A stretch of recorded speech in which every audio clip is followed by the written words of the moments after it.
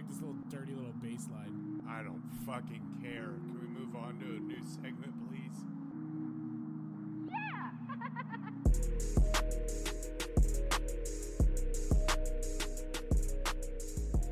Welcome to Just Two Fans, a sports show about sports, Obviously. about life, Because sports are life. and about just whatever the hell we feel like talking about. So, let's go. Is up, everybody. What's good, y'all? I'm Jay Freelander. That's Eli Johnson, along with Chris and super producer Cam. How y'all doing? I'm doing good. Good. I was waiting for somebody to answer you, one of the last two people to talk to, but, I decided to jump in myself. So, I do enough talking. I was letting someone else do it for once. That's fair. Say hi, Cameron. Hi, Cameron. there he is. There's our boy. There's our precious boy. Told you. It's Man. that's the thing now. Question for you guys. So, it's been a while since we've actually done a podcast. Correct. How much College Football 25 have you been playing? More than lot. you. Yeah, more. Yeah, of course, more than me. Way No. more than you. The first 3 or 4 days, it was a questionable amount. Yeah, I mean, I was on vacation last week, and playing remote is not the most fun thing. Yeah, I've been. It's been a godsend for remote for me because I don't want to be packing my Xbox around all the time, and it's really nice to just be at my girlfriend's house and just have the phone up. It's not good for our dynasty stuff because I don't want to do that remote. Although I did today. I didn't do the Cal one though, or the actual Just Two Fans dynasty. I didn't do that one remote because I was playing Oregon. I was like, no fucking chance, man. I made that mistake when I was in North Carolina. I played our bad team league. Mm-hmm. I'm Colorado State in that one, and I played the game against Colorado, and I am shocked because here's the thing that Jamie, I gotta pick your brain on this one. You're a Colorado fan. You're wearing CU hat. CSU is a hated rival. You hate them very much. You could have picked any team under 79 overall. Why here's the thing. Colorado State? I was the last person to join that league. Okay. And as I was going through the available teams, which there weren't many, Colorado State was far and away the best remaining team. Not even close. I think they're 79 overall. No, that seems high. Maybe they are a 79 overall. Whatever they are. Everyone in that league picked because you can't do a 3-star prestige and they have to be 70 or 79 or less. One, if you're doing 79 or less, that takes out literally all the 3-star prestige. So it's only 2 and 1-star prestige schools. But yeah, I was like, Jamie's CSU? What the fuck? Any team that I wanted was taken. And then the teams that were left, they were so bad that I just couldn't pull myself to do it. So I was just shocked to see it. I'm a Ram. It's all right. I'm a Blazer. Here's the thing. Here's UAB. the thing. The way I look at it, you guys hate Oregon State, but it's like a brotherly hate, right? And you grew up in Oregon, you hate Washington. There's no way you'd ever play as Washington. Yes.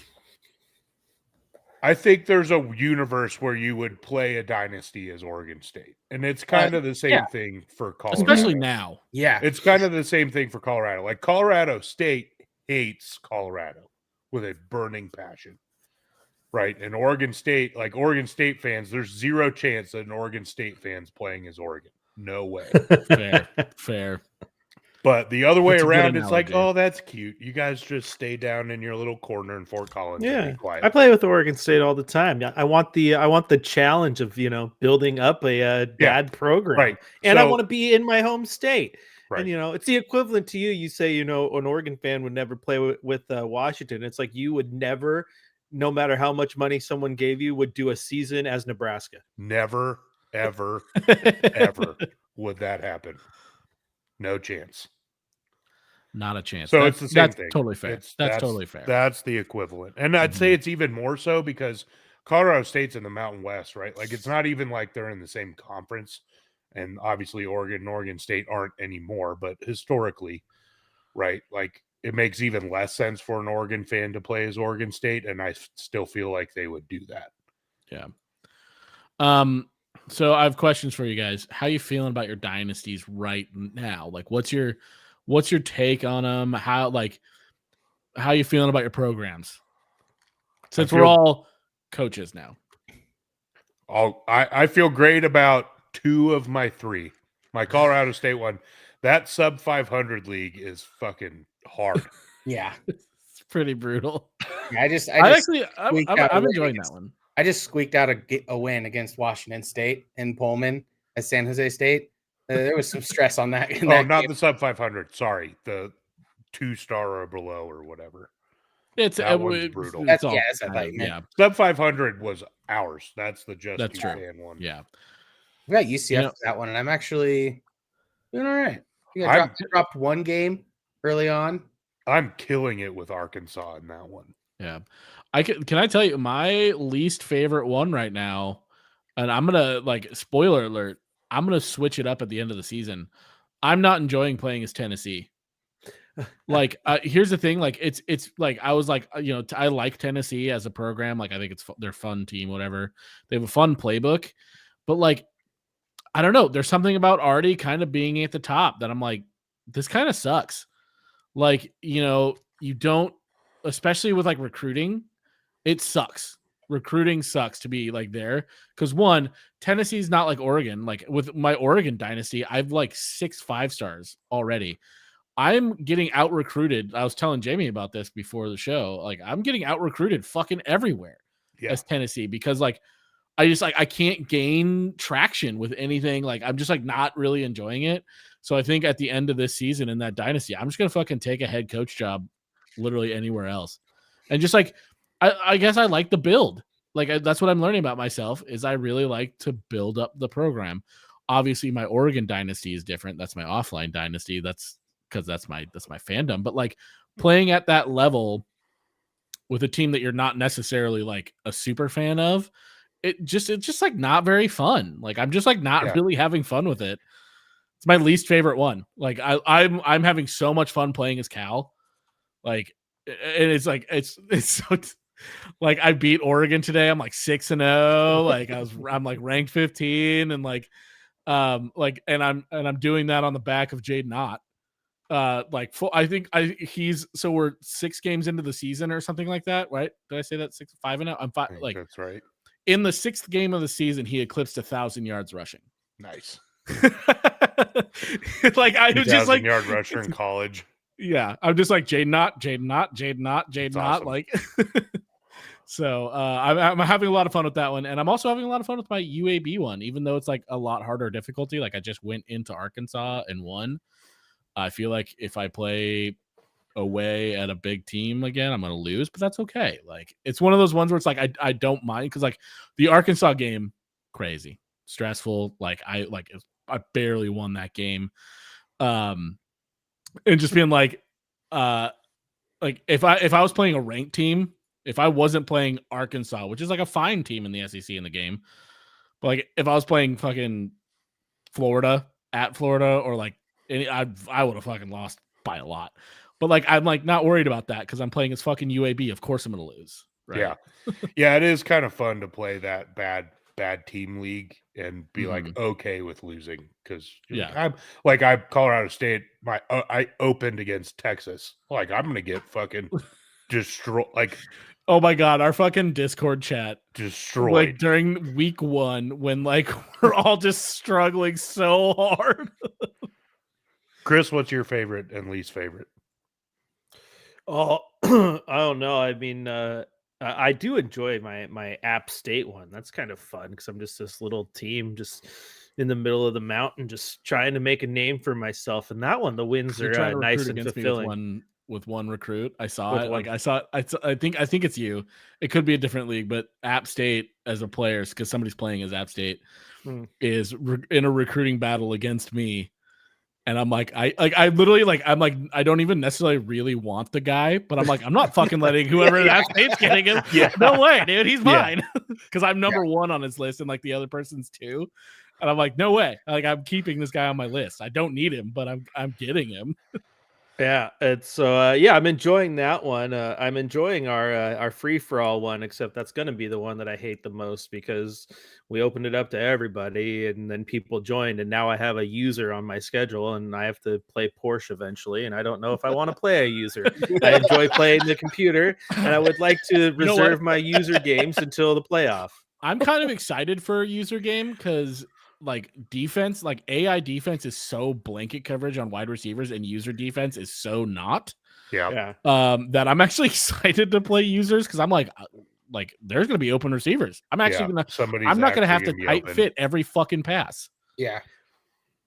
But I'm enjoying them all. The only one, and I've texted you guys, and then Jamie gave me like the wah Cry Me a River, but it's impossible to be a Hawaii fan and try to play a dynasty as Hawaii in this game right now. That's not what I told you to stop whining about. That is legit. The Hawaii thing's legit. I was complaining about game bugs. The only way I got enjoyment out of playing with Hawaii is completely screwing with my dynasty settings, and like I made a Hawaii create a team and then use them to replace UNLV because then my proximity to home bug was gone and it was a B now. Because for those of you who don't know, apparently in Hawaii, if you live in Hawaii, your proximity to home is an F in this game. So I did that as a workaround. But then there's the bugs in the dynasty with creative teams and custom conferences right now. So then once I finished my first season, like it just fucked with everything. So that one is frustrating. So I hope those bugs get fixed because I really want to enjoy my Hawaii dynasty. I'm really enjoying this game, but there are definitely problems to it that a lot of them should be fairly easy fixes, and there's a big update coming out soon. But it definitely needs work still. But yeah, I mean, it needs still. Oh my god! I mean, I know I'm not alone here, but it plays so much better than Madden. Even like the things that people bitch about, like tackling and the angles, like. I've started to get used to them and figure out how to avoid making those mistakes. And it's like, there's bugs for sure, but it still fills me for what I needed. Right. I think that's where I fall on the whole thing. It's like, there's always going to be something wrong with the game, right? There's no way that games are going to be bug free on release. And you can make the argument that it's taken them a long time to get the bugs fixed, which that's legit. It's taken them a long time, but it's still far and away the best football game I've ever played. Yeah. Like it's not even close. I tell you what, though, like, okay, let's go round table real quick. What is your favorite thing about the game, and what is your least favorite thing about the game? You want me to start? Because I have everything locked and loaded. My favorite thing by far is recruiting. I have a league on Heisman where I'm literally just I'm simming every week and I'm just recruiting, and it's a lot of fun. That's kind of cool.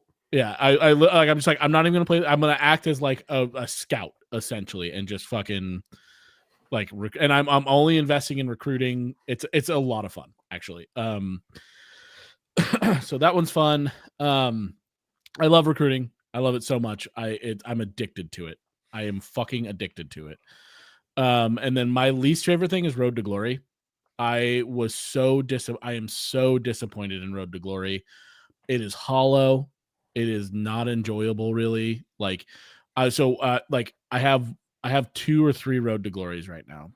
I have one where I'm a halfback at Oregon, and I was 3rd string starting out. I was like a 3-star or whatever, 3rd string starting out, and I moved up to 2nd string. I got 0 carries at 3rd string, which is for Oregon crazy. Like, we go 3 deep on running back all the time. I move up to 2nd string. I was averaging 6 carries a game. Maybe I was actually used as slot receiver more. And Noah Whittington was getting like 35 carries a game and I was getting like 6, which again for Oregon, insane. And then I went to starting running back and Noah Whittington's carries went down to 25 and I was getting 15 as the starting running back. I was like, this fucking sucks. Like, why? Like, what are we doing here? Like, why was I getting so many less carries here? And now I'm getting I'm getting less carries than the fucking second string running back, even though I won our position battle. Like the NIL, or not the NIL, like the texting stuff. I don't know. I just like, it just feels hollow. It feels like Dynasty is fucking killer. I love Dynasty, and it feels like they spent all their time on Dynasty because all the other game modes I've played just kind of feel meh. And Road to Glory, which is like my favorite game mode in 14, has been so disappointing to me. It just feels like nothing. I would probably agree with that. I have 2 Road to Glories. I have 1 quarterback and 1 middle linebacker. I don't play them much, and it's probably because I don't like it's just not that. Yeah, it's not engaging. I agree with you. I played Road to Glory a ton in 14, a ton. Mm-hmm. My Dynasty was kind of second in that game, but Dynasty mode is fucking killer in this game. Just everything about the Dynasty mode is great, in my opinion. So I think they'll get better. Right, I agree. But like, I think logic is fucking crazy in this game, and I love it. That's part of the patch, I think, that's coming tomorrow. They said is the sim logic, but I think the good thing moving forward with this game is Road to Glory is probably the easiest one to fix, right? Because you can make some of that stuff fixed in a patch, right? Like carries in a game and all those things can, like the sim logic in Road to Glory, can also be patched. And then also moving forward to future generations of the game or future years of the game, that's one that they can focus on. The fact that they crushed Dynasty mode, I think, is more important overall for the game.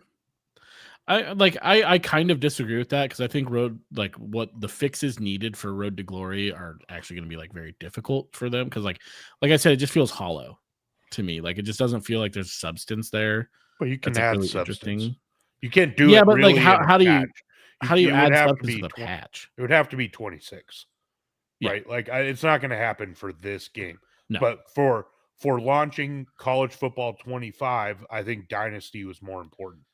I would agree with that for sure. I just don't think they'll be able to fix Road to Glory in this game. No, I agree with that.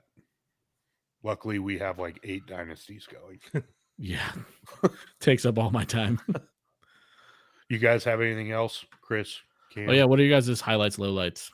Road to Glory sucks, and that's my low light. I mean, playing as a quarterback who is leading an undefeated team and has like unlimited coach trust, but can't call an audible and only gets to pick from 3 plays at the line. Like, what the fuck? This is stupid. And I also hate the logic. You waste one of your burns to, this is the coach play, but you can hit Y and burn it. So you have 3 plays to choose from, and the 3 plays to choose from are the exact same play that the coach wanted to run. Yeah. It's like, okay, you're done. Road to Glory. And like you said, it sounded good in theory, but then like this whole text message thing, it just becomes tedious and stupid. Like NIL, you burn 1 energy to get a fan boost. Like, oh my god, this is stupid. Like this, it is killed. Like the immersion's not there. It needs to be immersive, and it's not. Well, it's like I think they need to bring high school back, and they need to like do like a recruiting cycle. That's how they fix it. Is they give you a recruiting cycle where you play the games, and then schools come and talk to you. Like even if there's fucking cutscenes, I don't give a fuck. Like. Although like cutscenes in like NBA 2K are like way too long, but like if you did like a short cutscene of like your character sitting down with a coach and like talking and then being like, hey, like here's our NIL people, here's this, like this is how we can do, like just like something that makes it more immersive, like you're not just like simming. I don't know. See, but like even like 2K, right? You play your character on that one, and eventually they bring in like you get to choose your shoe brand, and then you get to design your shoe. Like little shit like that would be kind of fun. Yeah. For me, I think one of the favorite parts, honestly, playing through Dynasty is, and this was something that they said was going to be a key point, but like I played against Navy, and holy shit, like you have to completely adjust your defense because the triple option is just, it's like, whoa, this is completely different than last week when I was playing a spread. And if I'm running my normal offense, I'm just getting gashed left and right, despite the fact that I have a decent run defense. Is like, I thought that was fun because like you actually can tell when you're playing different teams, unlike again, Madden, where the Niners play the same as the Cowboys, play the same as the Eagles, and it's just a boring football game all the time. I think that one's pretty fun outside of all the other stuff that you fools already said. Yeah, I think if they brought some of the, the cutscenes that they made for the story mode in F1 23, like those kind of decisions and that stuff, if they brought some of that same idea to Road to Glory, and like you said, made it immersive, not like you're just, because like my first 2 seasons, I didn't play as a halfback at Oregon, like Eli. Didn't play. Got one play a game the first season. And like you get to grind out practice and stuff, and but then getting being the number 1 halfback and getting challenged by a 4-star, like right off the bat for the second spot, so I automatically get bumped down based on their recruiting. I mean, is dumb. But my biggest like knock is there's no mascot mode. Yeah, that's legit. Like I want like mascot mode would like to really full circle on the nostalgia of this game. Like bring me a mascot mode.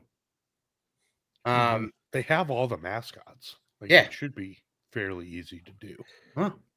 Gosh, yeah, Dynasty's been awesome because I didn't really like Dynasty in 14 and how much I've jumped into it. And like I have 3 going right now with you guys and various other groups, and I really enjoy them. The recruiting's fun. I figure I'll get it figured out by the time I have a 6th Dynasty, or I'm on my 2nd contract with my 3rd team or whatever. Like, because I don't know if I'm going to end up staying at San Jose State for very long. You can get fired. You're gonna fire your contract, but there's options. So. It's also another. Oh, that's I don't know if we addressed this in our. I know where you're going. Can we take other jobs for us 4 league? Yeah, the J2F league. I would say yes if you're fired. Like you need to be fired. Only if you're fired, but like let's say like I win a national championship as Cal this year, which I won't, but let's say I do, and I get the Ohio State job. Can I take it if it's offered to me? Jamie and I kind of chatted about it before we started, and I was like, if you get another job or if you get fired and there's like 3 teams looking to hire you, we get to the consensus pick the team you go to. We didn't talk about like the upside, like you moving. No, we didn't talk about if you did. I don't think any of us planned on moving up. I know. I think we all were figuring we just get fired, but I mean, like, what do we say? Like, I mean, it could be fun. I think at that point you've earned it, right? Yeah. Like that's kind of the whole, like the challenge for us was we're not allowing anybody to start as a good team. Yeah. That's fair. But I think if you earn the Ohio State job, I don't see why you can't take it. I agree. Okay. I agree as well. I want to make App State the next Ohio State, so I don't know what you fools talking about. Chris is a lifer. I'm bringing Cal back in glory, baby. I love that. I'm taking UCF to their 2nd national championship. I think the thing for like those of us in the power conferences, so me and Eli, like you can make Cal the Ohio State of our league just by winning a bunch of championships. Yeah. Mm-hmm. Right. So I don't think it would matter. Like if you get to the point where Ohio State's wanting to hire you, it's because Cal's doing really good. Well, yeah. And what's the real difference? Yeah. I mean, and since it's a dynasty, like you played the dynasty better than other people. Yeah. Yeah, fair. So we need to figure that out in the Porsche League, though, where it's all 2-star and below. Oh, yeah, we do. Because if people move up, that's where it's going to get really interesting. Yeah. I'm looking forward to. I interrupted you. No, you're fine. Cameron can finish his thought. I'm looking forward because Jamie and I are both in the Big 12 in that league. No, Mountain West. No, no, not that league, and the free for all. Well, we're UNL. both in the Mountain West. Yeah. League too. And that one's gonna be sloppy. Looking forward to the free for all because you're CU and I'm TCU. If we can wind up playing each other, that'll be fun. Yeah. Go ahead, Chris. No, now I spent time in here because I'm a creative and I'm a freak. But I think for for as much technology as there is and how many games have perfected it, I actually think Team Builder's not great. Like you can import your logos, and if you can make a team real good if you spend the time in there, but like no ability to pick your mascot, and it defaults to Clemson for some reason. So I'm the Hawaii Rainbow Warriors with a tiger mascot roaming the sideline for no fucking reason. I kind of hate the like touchdown celebrations and different things like being tied to whatever team you replace when you put it in. Like that's or the state. I don't even get it. Like I'm like, okay, I'm playing it in San Diego State Stadium. I replace UNLV, but members of the Army come out and do push-ups when I score a touchdown. Like, what the fuck is it? And I didn't get to pick that. That's kind of stupid. Like, what is this nonsense? Yeah, and not including any generic stadiums in the team builder setup when they're literally in the game, but you can't choose them so you have to try to sift through like the 5 schools that have almost no branding on their team. And it's like, oh my God. Cal's a good one. Cal's a good one. I'm going, especially since I'm Hawaii and they're nobody. Like I'm going with Snapdragon Stadium, San Diego State, baby. Nice. See, but even that's annoying. Like they have no branding, but like, okay, I'm building a team from scratch in this game, and I can't even design the field goal post pylon pad. Like it's the San Diego State pad on the bottom of the field goal post. Like I can't, like little things like that annoy me, because again, I of all the sports game over the last decade without college football that I've spent the most time in, it's NBA 2K, right? And on NBA 2K, I can change the color of the seats in my stadium. I can completely edit the stanchion under the basketball hoop. I can customize all of the ads that play on the video boards. The floor, everything I can customize. And like college football, nope, you got to play with all these red seats and San Diego State branding because we didn't put a generic stadium in. It's kind of dumb. I agree. But that's me. Luckily, hopefully this game's here to stay and they can fix these things. Yeah. Yeah.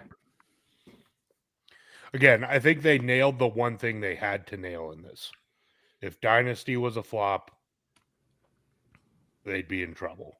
Well, that was the mode for replayability. Like that had the most longevity in getting to the next game and getting people to buy it.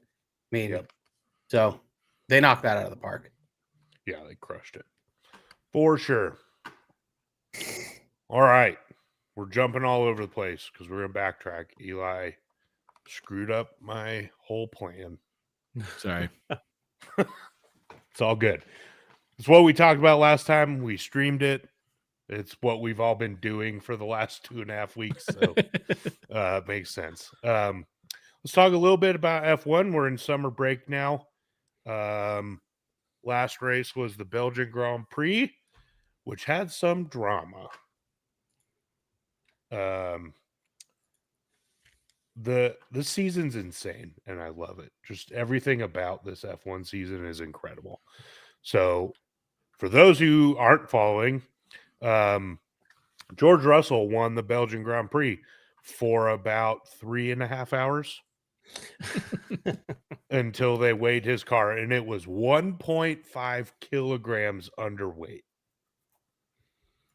So Lewis Hamilton, his teammate, becomes the de facto champion of the Belgian Grand Prix. Crazy stuff. Crazy That's stuff. wild. It's always interesting to me how that happens.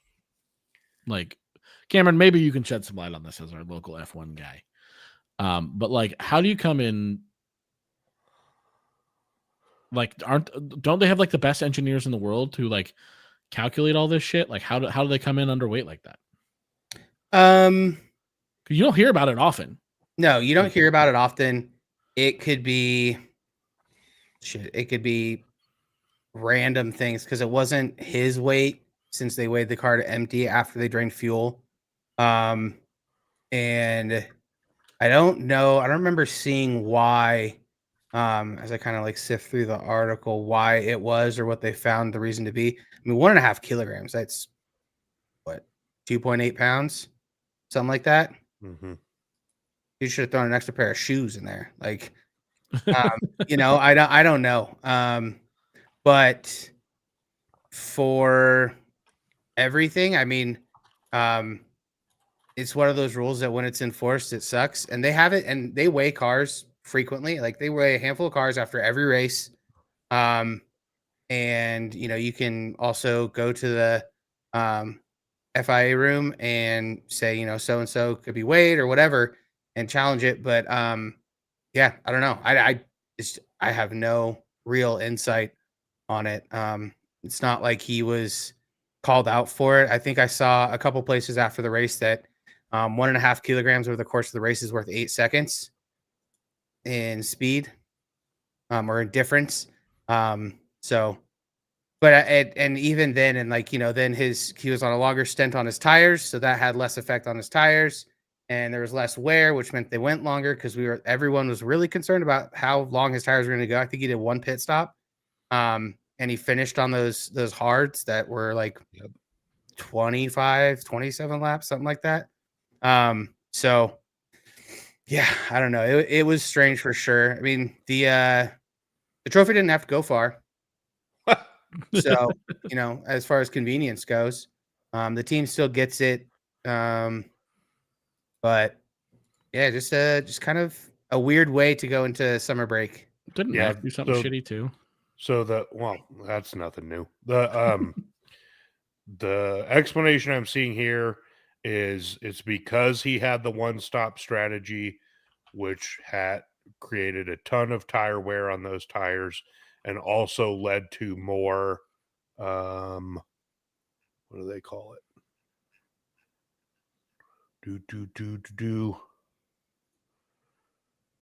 Oh, what is it?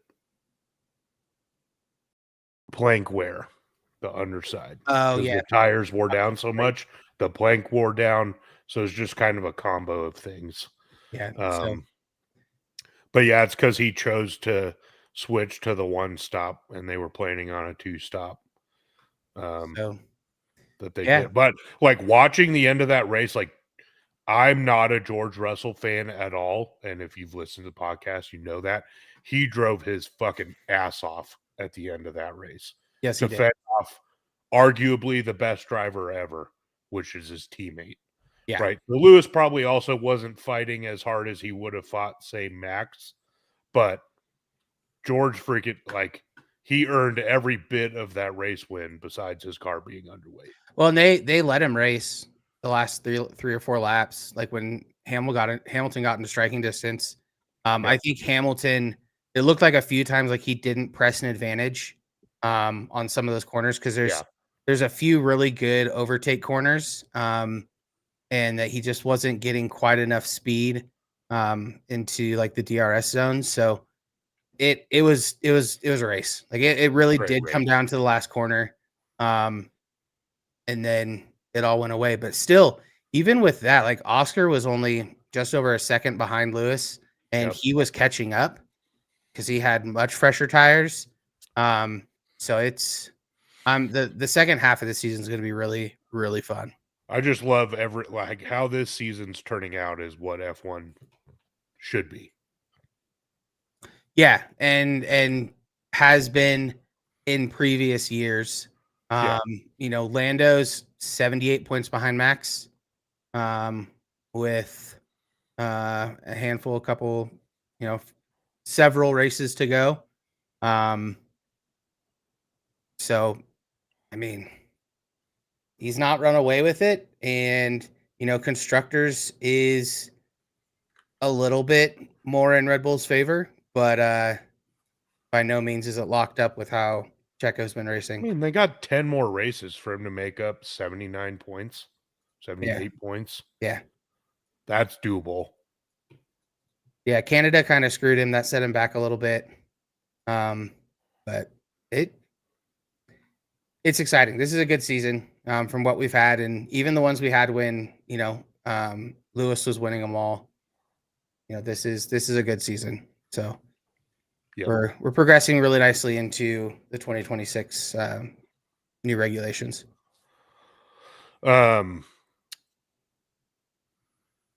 Interesting. We're talking about Red Bull. They only have a 42-point lead over McLaren in the constructors, and news came out this week already that Red Bull is saying that they're staying committed to Checo beyond the break, which they have an out in his contract. If they wanted him out of that seat, he could be out. Is that a good call? I mean, for their options, yeah. At this point, like, you don't switch up. It's not like Daniel Ricciardo is not the second coming. He's not. I don't think he's gonna do better. Getting into a new car for Yuki just is not good. Was not a great thing for the Red Bull image, and I think they're gonna dump Yuki anyways once Honda's gone. So putting that kind of power behind him is just. I don't see it making sense. Now they also have an out because he can race for another Red Bull team. So they can drop him to VCARB as well without voiding his contract. So they can move it. Yeah. So they, and at really any time, because that was kind of the thing is he's been underperforming all season. Usually they like to make changes or announce changes before the summer break. But I don't know. I think the paddock's so, topsy-turvy right now, especially when Carlos is going to Williams, and no one really knows what they're doing. And we don't know who's really taking the Mercedes seat. So I think people are just kind of in a holding pattern to see what happens. And we could see more potential big moves after the season or late in the second half. Who is taking that Mercedes seat? I don't know. It was looking like it was going to be an F2 kid, and he just stopped performing once those rumors started coming out. So crazy. I'd see Mick in there. That'd be pretty cool. Mick Schumacher, since he's their reserve, I'd be down. Give him a season behind George. Put him in a good car. Put him in a good car and say, right, don't crash this as much as you crash the Haas. Please. Be cool. That'd be important. At least they got the money to pay for it. But yeah, I don't know. It's gonna heat up. We got 17 days, and then we're in Zandvoort, and it all starts again. How's the rest of the season gonna play out? Is Max gonna win it?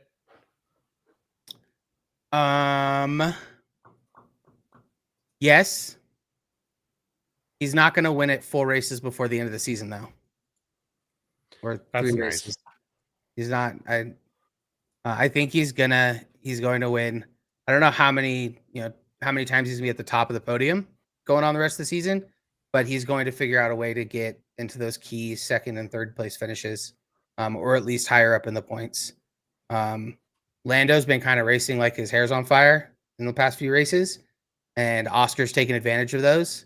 And if those two keep flip-flopping, as long as, it's the right one at the right time and Max finishes between them, I think he can still win it.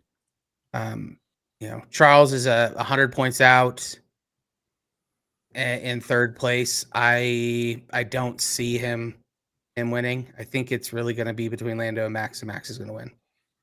But it could potentially come down to the last couple of races, which is just fun. I mean, 2021 was the last time, and it was a hell of a season. So, yep, good stuff. You guys have anything to add on F1? Nope. Cool. Let's move on to the Olympics. Have you guys been watching, first of all? And then what are your key takeaways so far? I have been watching some, not as much as I would like, though. My takeaway right now is the fencing was incredible. It was a lot of fun. Also, the fucking venues at this Olympics is like insane. Like the beach volleyball, like underneath the Eiffel Under Tower. the Eiffel Tower is so Equestrian cool. being at the Palace of Versailles. Yeah, Come on. it's just unreal what they. And then you like, give me Snoop out there, like, let's go. and then you give me poop water for the triathletes, like Bro, E. crazy, coli. man.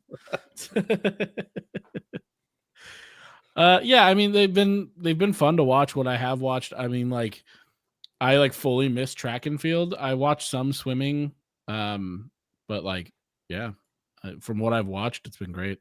I watched all of the rugby. Hell yeah. Dude, Lady Eagles, they crushed it. Yes, they did. Just, oh, so good. Got Jason Kelsey out there, you know, picking up. You got bronze, right? In sevens? Yeah, we got bronze and sevens over Oh, yeah. Australia. Not bad. Not Mona bad. Mar. She's a queen. Chris, you been watching? No, I have not.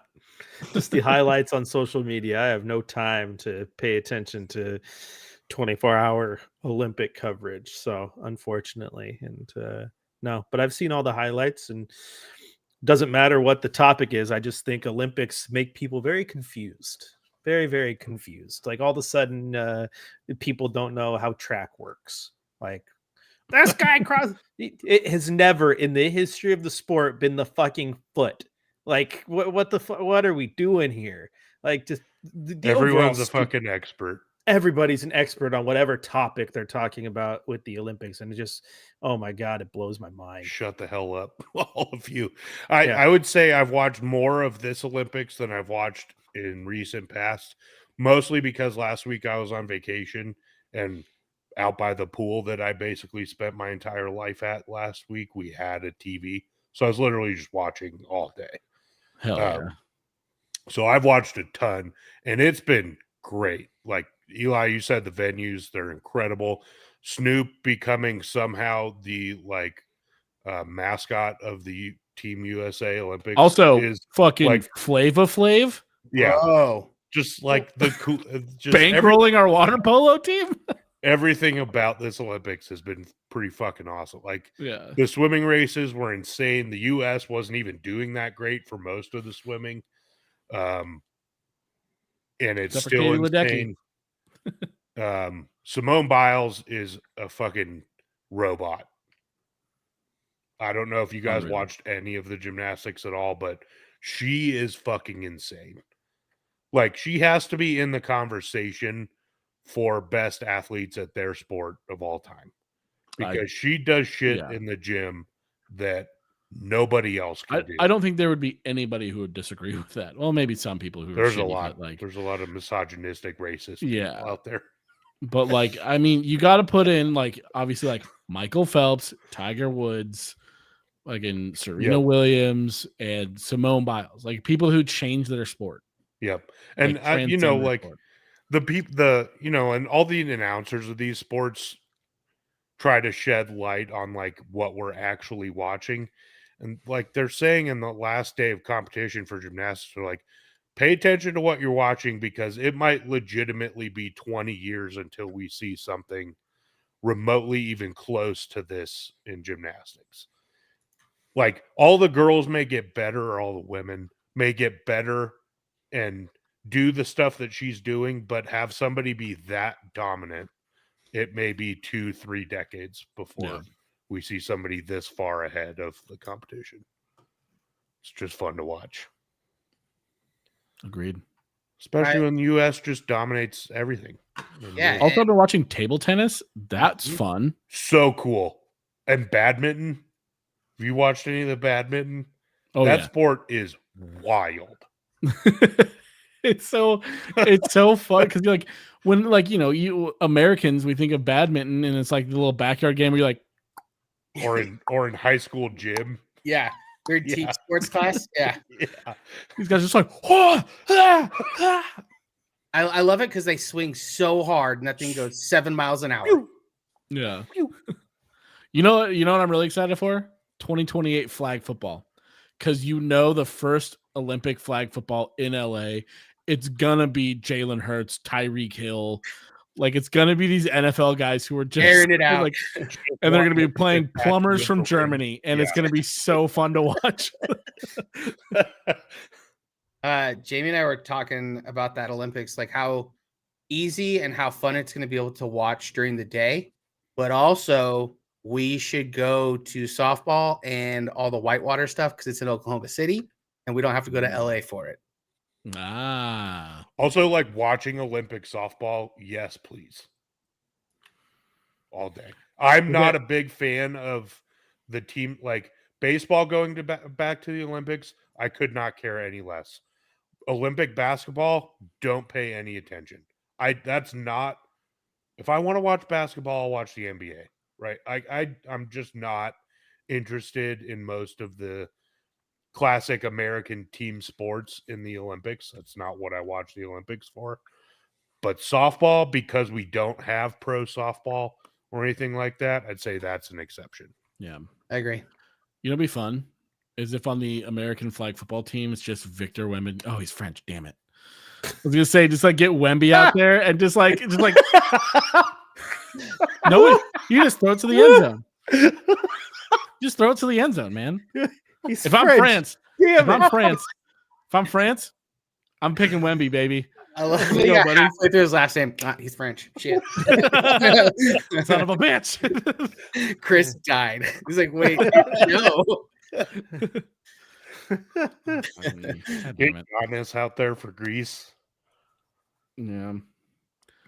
Just like get like a 7-footer, dude. Fuck it. Bring Shaq in. Shaq could still run it, dude. Yep. Why not? Somebody asked Peyton Manning if he was going to come back. He's like, are you kidding me? Can't even throw a football right now. Yeah. He barely threw a football his last year. That was 10 years ago. Yeah. Oh my God. Crazy. But I like everything about this. Like people are shitting on the opening ceremonies. I thought it was awesome. People are shitting on the opening ceremonies because they don't fucking understand the opening ceremonies because they don't like. I could go on a whole rant about this. That part. Well, like I mean, no, just in general. I won't even get into the politics side of it because that's really stupid. Like if you were offended, like art and media literacy in our country, especially, is just fucking out the window. It's gone. Yeah. There's no literacy at all when it comes to any form of media. Yep. Right. Drives me fucking crazy, dude. Like people can't sense nuance or anything anymore. That's why movies suck now. Right. There's no media literacy. People don't understand good movies. Right. I agree with that. I thought the opening, and I was talking to Cameron during them because it was Friday. And I had it on TV while I was working from home, and I thought they were fantastic. It like a new, like I don't need to see another opening ceremony in the stadium where they just walk around the track and those are boring. Like this was something innovative and all like cool. Like, and again, you talk about the nuance. Like they did a 3.5-4 hour opening ceremony that they couldn't rehearse. There's no rehearsing that. It's a spread across the entire fucking city. Yeah. Dude, I thought it was wildly was it Gojira hanging out the window opening playing metal was sick. What was that? Said Gojira playing freaking heavy metal music hanging out the windows with, oh my God. That was at a castle. So cool. Yeah. Flames going off. Oh my God. They had me right there. Yeah. But like, is it the Beijing opening ceremonies? No. Oh, where you're just like your jaws dropped at what they're able to do. Yeah, no. But still incredible. For what it was, I thought like, and like the end, like the torch going, like taking 15 fucking minutes to go back up the river. Okay, like we could have done without that. But all in all, I thought it was wildly entertaining. Yeah. I also just love the Olympics and people that shit on it. Like, just like, stop joy stealing. Just go watch something else. If you don't like it, we don't need to hear your fucking opinion about it. Shut the hell up. That is like what being a human is nowadays. No, there's far less people going on social media talking about the shit they love. It's everyone bitching about the shit that they don't like. And I've never understood that, Jamie, because, you know, if you don't like Don't consume it. It's really that fucking simple. It's- Change the channel. And for it's all the pretty people amazing. who bitched about the opening ceremonies, yeah, NBC's ratings prove much different than what your little telescopic portal view of the world is, because the ratings are through the freaking roof right now. So yeah, Yeah, and trust me, NBC I used to work at NBC.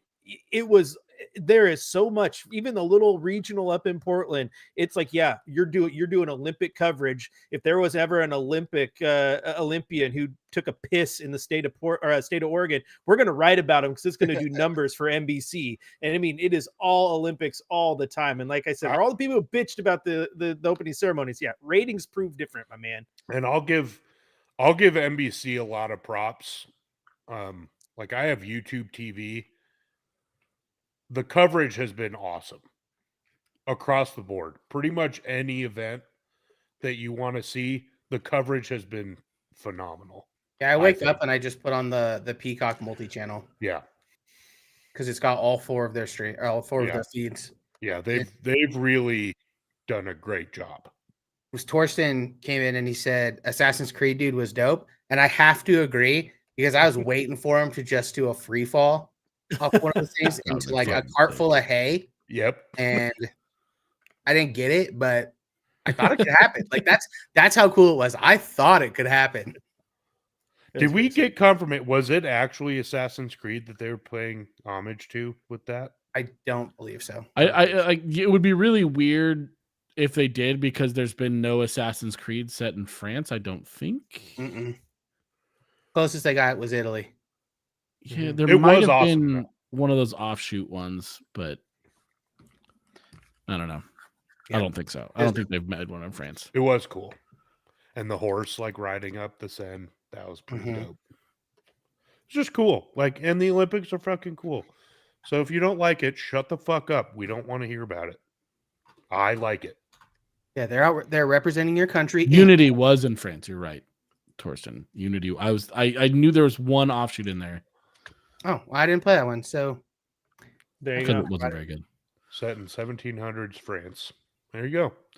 the last one I played was Black Flag. Nice. That was the last one you played? You didn't play Valhalla? Mm-mm. Did you guys see Valhalla was okay. I Odyssey don't- is sick. I don't know how you wouldn't have seen it by now, but the Turkish pistol shooter. Yes. Dude, fuck That yeah, is- dude. I want to be Maybe- him when I grow up. That is maybe my favorite thing of the whole Olympics so far. Dude, like just the memes from the shooters in general, because then you've got like the winner, was she like Korean or something, Yeah. where she like looked like an anime Right, villain, yeah. dude, with like the fucking crazy shit on her face, like hand in pocket, full lean back with like the stuffy hanging off her belt. Sick. My That was favorite so comment good. on the Turkish shooter was, yeah, I know a hitman when I see one. Yeah. Yeah, oh yeah, dude. For sure. They plucked that guy straight off the streets because he was a fucking cold Like, stone. the only killer, thing like- that would have just made it more like memeable is like if the dude had like a cigarette in his mouth. Like, I mean, he had his hand basically like in his pocket, just boom, and like you just see the cigarette smoke right as he shoot. Like, dude, it was incredible. So It was good. incredible. How about the French pole vaulter? Yeah. I Yeah. don't think I saw that. Oh, You the didn't French see it? pole vaulter, Eli, who lost a chance at a medal because his dong hit the pole and knocked it off. Yeah, No, and I now- didn't see and that. now- Oh, you need to and now- watch the video. And he was Oh, carrying yeah. he was carrying 2 poles on that run. Yeah. Yeah. One of them he couldn't let go of, and it got in the way of a win. As Okay, I hold on. said on radio the other day, is the fact that this guy won gold because Everybody he didn't knows. win, but he is a French athlete in France, and now everybody knows he's Everybody back in knows. He's Everybody swimming knows. in it. He's swimming in it. heat. Yeah. Oh my god. His Fucking A. Not us, buddy. Holy shit. his dick has a body. He doesn't have it. It's got him. Like, So good. God damn. I thought you were talking about the Swedish guy. I thought you guys were all fucked up because like he did the Turkish pose after he broke the world record. So I thought you guys were talking about the Swedish guy, and then I had not seen fucking daddy long poles over here. Like, So good. Love the Olympics. Almost done. I think they close out on Sunday. Closing ceremonies should be something to watch because doesn't the U.S. have to do something at the end to like pass the torch Mm-hmm. and preview it, some sort of preview of the 2028 opening ceremonies. So that'll be interesting. Yeah. What they need to do is they need to have a video of someone, one of the French athletes, throwing the torch, and then it cuts randomly to a U.S. athlete catching the torch, and then they just need to tweet it out with hashtag throwing darts. Like, since everyone else is, that'd just be perfect opportunity. Uh-huh. Do you see all the other Tom all the Cruise other Oh, schools yeah. spoofing it? I mean, Oh, yeah. they're roasting them for that. They should be. It was a terrible Such video. a bad edit. That's a Oh my bad edit. It's a god. terrible edit. And if you're going to make fun of anything, make fun of the edit. But they did not splice 2 videos. But here's the thing: I totally understand how people saw it because, like, Well, I get the why first they're couple getting times I roasted saw it, for I was like, "There's," and then Jamie sent the clip, the actual clip later. I was like, "Oh." And even still, going back to that clip, I'm like, it still looks fucking fake. I know it's not. It does. still looks fucking faked. I had to watch the one that I sent a couple times to be like, did they fucking do it again? Yeah. I had to key in on the nose guard, jump it up, and be like, all right, yep. Same clip. Okay, Same got it. clip, Yeah. Same clip. It was a terrible edit. There's It no was. 2 ways about it. But they definitely did not make an Also, incomplete like, pass look I like would not put that past Colorado. Or probably Dion not, anyway. but I don't think I think it was just a terrible edit. We also know Yeah. what kind of numbers that clip did. So Oh yeah, Yeah. No Did press well. is bad Did well. press. it's gonna get Pat McAfee's gonna talk about it tomorrow. Like, Yeah, true. All right, let's get to the greatest sport of all, college football. We are 3 weeks away, gentlemen, from the return of college football. Let's start with some news that's coming out this week. Michigan under fire again, unsurprisingly, for the violations stemming from Connor Stallions last year. Harbaugh is hit with a 4-year show cause penalty for basically not cooperating, as far as I understand it. It's basically the NCAA just saying we don't like you, is what I'm gathering from this punishment. I don't think this is much of anything, but the Connor Stallions Netflix documentary that's coming out in a couple weeks, I'm really hoping that starts to shed some light into what actually went down last year or the last couple years with Michigan. And that's going to be some must-watch stuff, I think. You guys have any thoughts on Michigan? So I may or may not have an insider for the Oregon Duck posting his tour of the Big Ten. And let me tell you, some of the captions, the ideas for captions that came out of the group chat that where my insider may or may not have sent me a picture before they posted it and asked for Michigan captions. I need to look That it group chat might have been a little crazy. Might have been a little Stallions heavy, you know? Now I need to look. Oh, yeah. Speaking of all that, did you see that the Duck got in a little bit of trouble? Indiana. Yeah, at Indiana.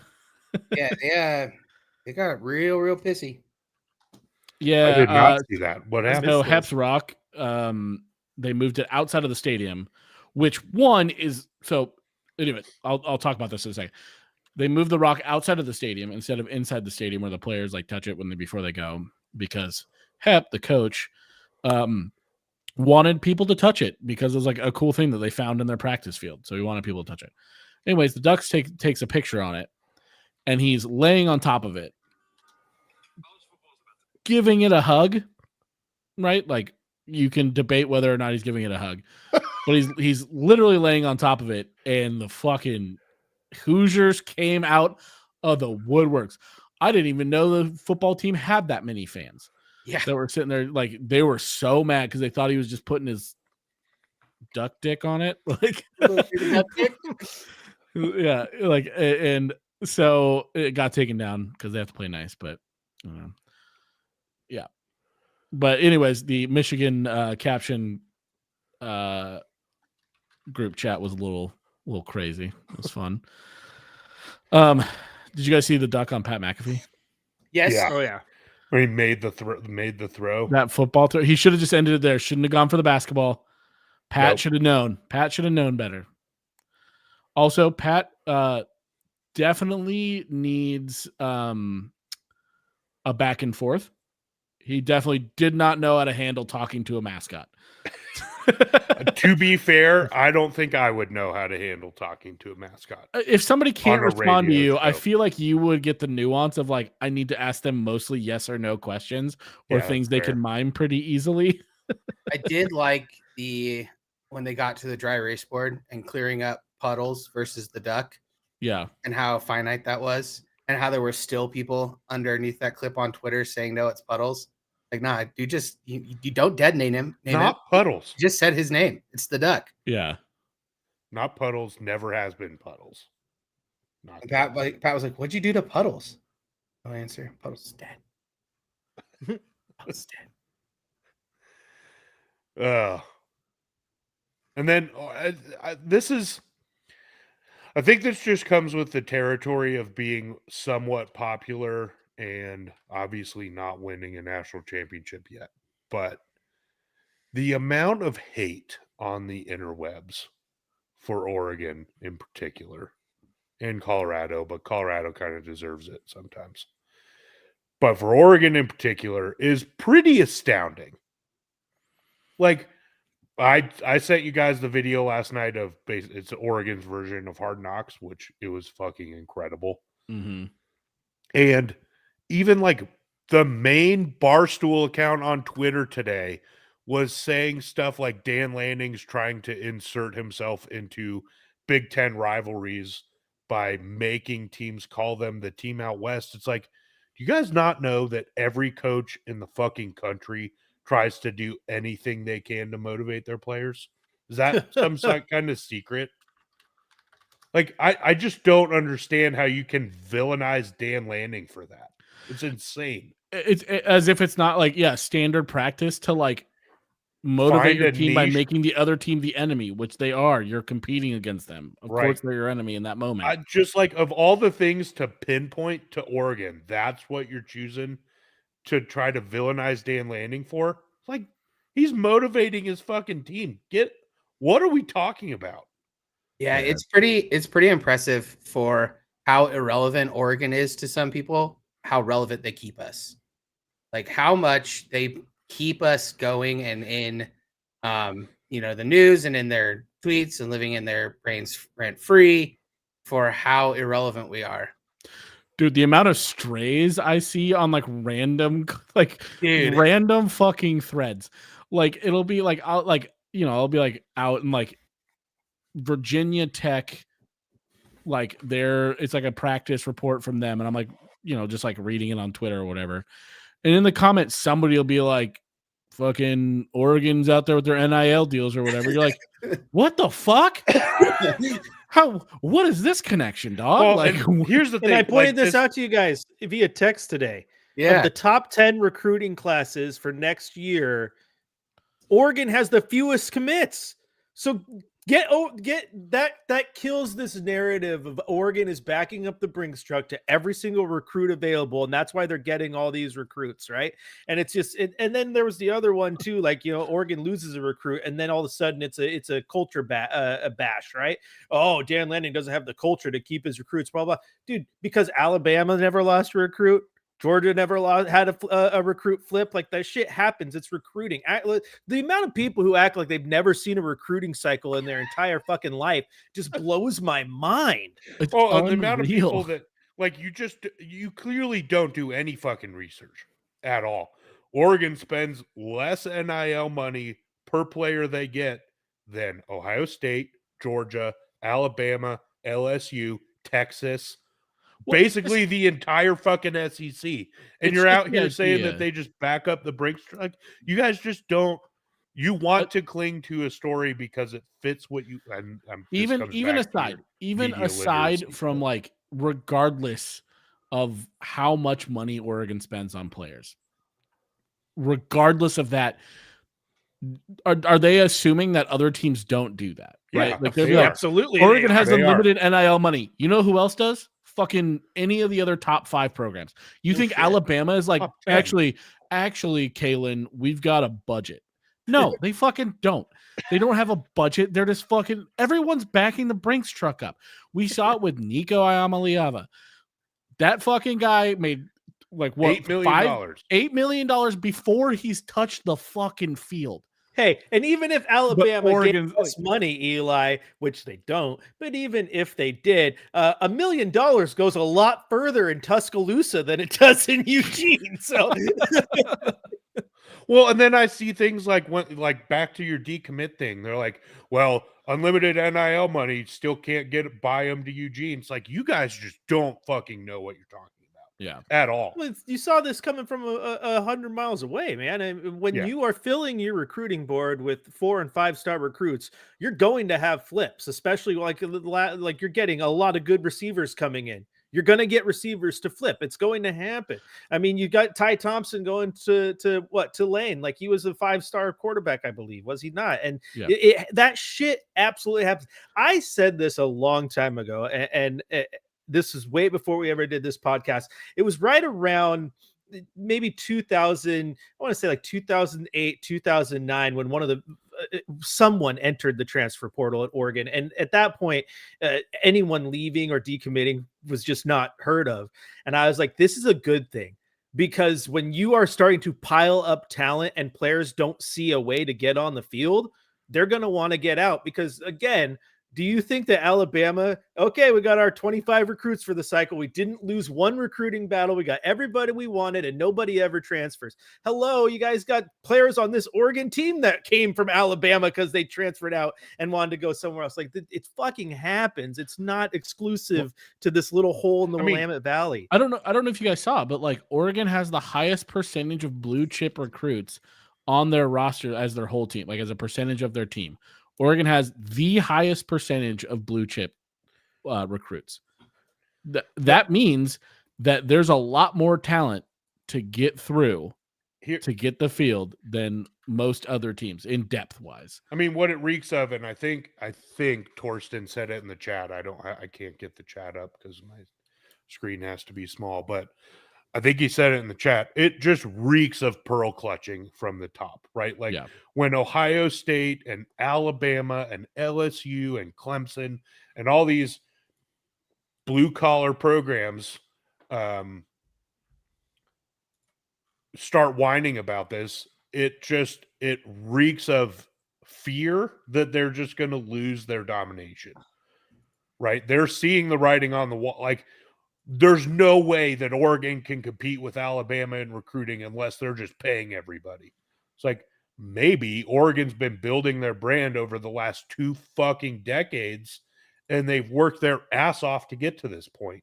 And they've obviously put up the dough to get there, but their facility costs less than your facility still. They're still paying less, if you pay any attention at all, in NIL spending than you are. It's like, what are you guys talking about? So I think it really is just they're terrified that Oregon's going to come in and rain on their parade. Yeah. And that's fun for me. I love it.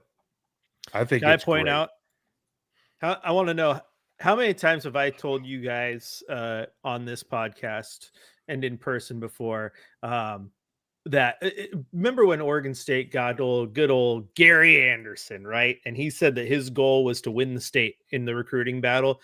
And I told you that winning the state of Oregon is not something to put a feather in your cap for, because it's not a great football recruiting hotbed. You want to get recruits, sure, but that shouldn't be your goal. I've said that forever. I don't know if have you guys been seeing Washington fan go absolutely nuts and try to rub it in Oregon fan face because they currently have the top 3 players in the state of Oregon committed to Washington? Yeah. Like this is some big puff of the chest. We got the number 1 player in the state and he's a tight end, blah, blah. Yeah, that's because Oregon got a tight end from North Medford in last recruiting cycle, who they really like, who's really good. Also, please ignore the fact that 2 of the last 3 years, I believe, Oregon has landed the top recruit in the state of Washington. So it doesn't, the border means nothing, but oh boy, Washington fan thinks that winning the state of Oregon in recruiting over the Ducks is the greatest thing that they've ever done. And it is blowing my mind. If you gave me 100 years and told me, hey, Eli, your team could either win the state of Oregon or win the state of California, I'm picking California 100 years out of 100. Dude. Like, Hey, Oregon that is not a recruiting hotbed. There's the city of Seattle has more 5 recruits than the guys state who are of going to Oregon. contribute every year. Yes. that guy you talked about, the tight end that committed to Washington. Uh-huh. Oregon didn't even fucking offer him. Right. That's because they You're got not a tight end they competing liked against last him. year. Right, but Yeah. you can't claim that you're so much better when you weren't even competing against him. But again, this is how recruiting works, man. You're not all going after the same people, and maybe this particular player doesn't fit your style that you want to play either. Because last year's recruiting cycle, the best player in the state, in my opinion, and this was when I was actually calling the games play-by-play, was Jaden Fortier. Absolute phenomenal two-way player, big tight end and linebacker. Oregon showed little interest, and that's because his mind was basically set on Arizona State, and that's where he committed to. So Arizona State got an absolute stud of a tight end, but Oregon just didn't have interest in him. They offered a guy, again, at North Medford, who was bigger and stronger, not faster and more athletic, but he was like, if you think of how Dan Lanning is playing, well, look at he wants some tight ends who can get in that blocking game too. Yeah. And Jaden Fortier, who I think he was the best player in the state last year. He wasn't a blocking tight end. He was an athletic tight end. This guy that got the Pugliano, I can't even pronounce his name. Yeah. He's a big dude. He's gonna get down and block. So again, recruiting, it doesn't matter. There's like a million kids out there every single year. Do you really think that they're me and your school, we're all gonna go after the same 30? It's just I hate it. We got like 3 of Washington's best defensive players over the last 3 years. Just like plucked them off the roster, like, and those were like top 100 guys. Not it's just like fucking recruits move around so much. It's not. Also, we stole literally your starting corner. Yeah, we stole Jabbar Muhammad, the best player on your defense last year, who would have been the best player on your team this year. Yeah, he's playing for us now. So shut the fuck up, you losers. Yeah. Also, the second best player in Oregon that they're boasting about is a 3-star tackle whose best offer other than Washington is Arizona, maybe UCLA. Yeah. Like, the big dogs aren't coming after these guys. Oregon doesn't put out talent. Like, quiet. Herbert's the best football player to maybe ever come out of Oregon. And he was a 3-star when they recruited him. No, he's not, but he's up there. I mean, right now, he's not the best Oregon recruit. I mean, come on. Not at the time of recruiting. He was an afterthought. No, both Colt Lyerla and Thomas Tyner were hugely recruited. No, I just mean I'm talking about like out of their career. Like, I'm just saying recruits, and probably the best recruit to ever come out of this state, even at the time, was Ndamukong Suh. So, Didn't this was before or some right? I say some random dude named Troy Polamalu at Douglas High School. So Herbert might not even been the best recruit coming out of that school. I think that's probably true. Alex Brink came before. Alex Brink was really good. Yeah, really. I didn't mean like total. I didn't mean like at high school time. No, I meant like, well, that's how recruiting works. You don't go back and because I was talking about talent out of Oregon. I wasn't talking about recruiting. I was talking about talent. I said Oregon is not a talent hotbed. That's fair. And then I said Justin Herbert may be the best talent coming out of Oregon. Herbert or Sue, I think, is your argument. It's Ndamukong Suh. Yeah. Or Kellen Clemens. Put some respect on his name. Yeah. Oh, man. Torsten says, Colt Lyerla, what could have been? Fucking for real, man. Yeah.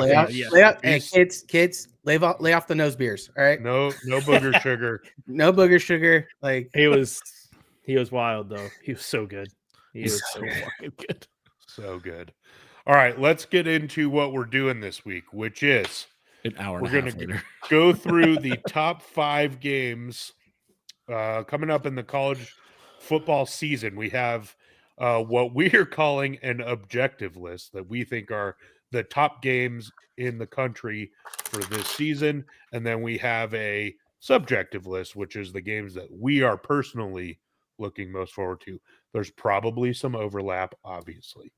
So let's start with the objective list. Eli, do you want to kick us off? Let's go with number 5 to 1. We'll start with 5. Do we want to do I want to do my whole list? No, do your 5. We'll all do our 5, then we'll go. Yeah. Okay. I might have looked at this list a little bit different than you guys, but I think at number 5, God, this is tough. I'm really going between a couple games, but I'm gonna throw a little curveball here at number 5. I'm gonna say Notre Dame USC because I think both of those teams are really pretty overrated. However, I think that game will be fucking electric because I think they're about equal playing field wise, and I think it'll have a lot of implications down the road, not necessarily for those teams, but the teams that play them. I would agree with that. I think that's a solid pick. My number 5, however, mine is fairly chalk. Like if you look at top games, like lists that people have made, it looks a lot like that.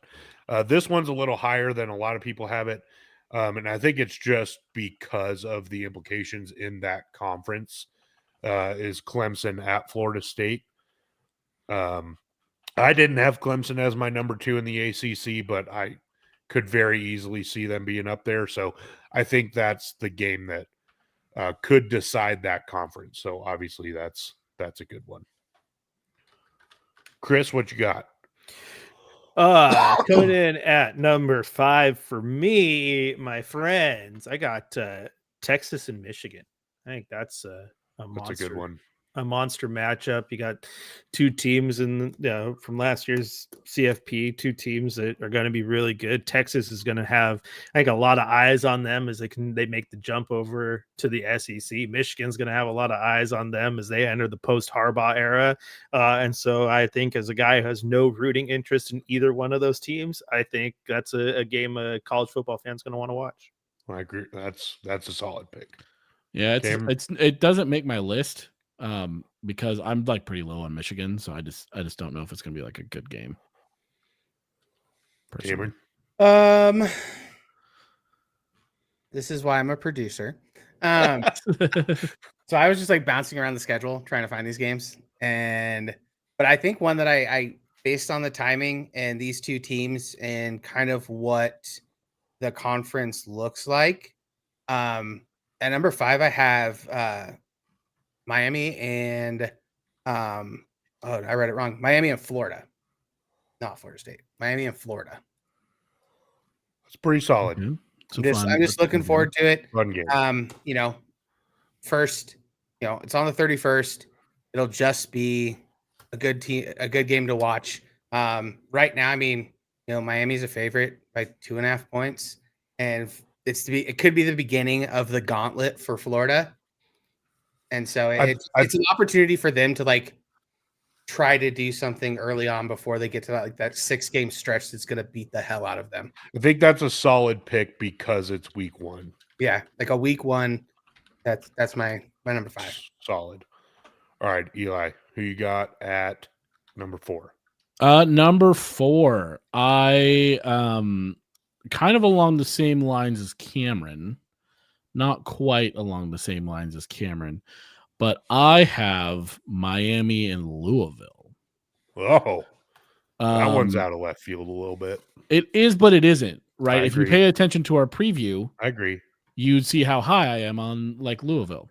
So I think, I'm a little bit lower on Miami, but I've kind of turned a corner on them a little bit. I think they're still fairly unproven talent, but there is just so much fucking talent there.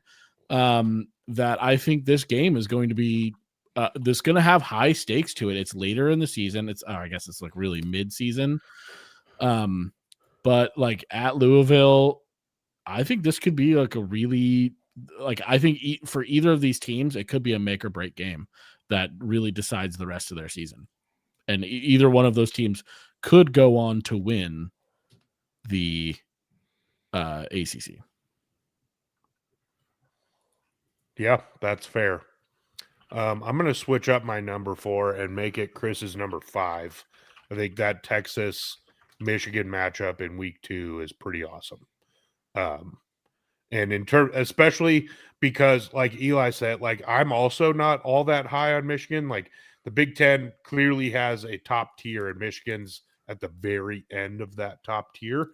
But that's the litmus test, right? Like that's when we find out, is Michigan actually still Michigan of the last couple years, or are they taking the step back that we think they're going to? So there's a lot of intrigue there. So I'm switching mine up. Texas at Michigan for my number 4. Chris.